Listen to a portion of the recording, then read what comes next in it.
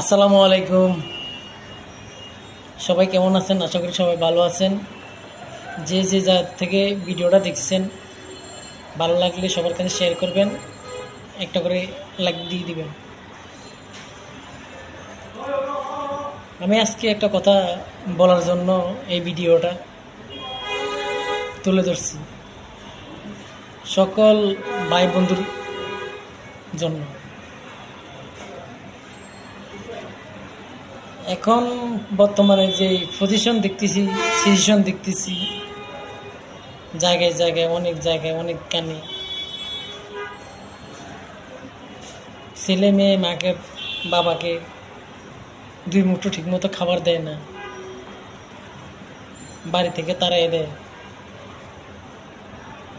কোথায় তাদের দিন, কোথায় তাদের রাত, কোনো অস্তিত্ব নেই। বৃষ্টি ভিজে, রৌদ্র শুকায়।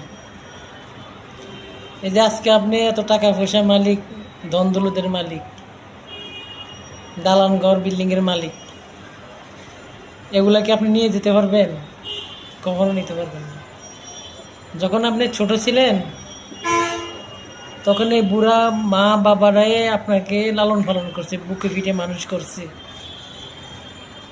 মা বাবা নিজে না খেয়ে আপনাকে খাওয়াইছে। আজকে কেন বাপ মা আপনার বোঝা হয়ে গেছে?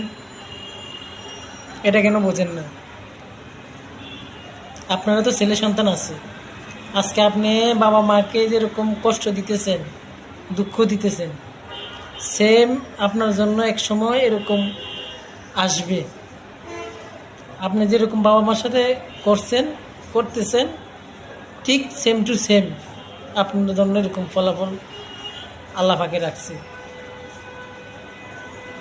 আজকে থেকে তওবা করেন।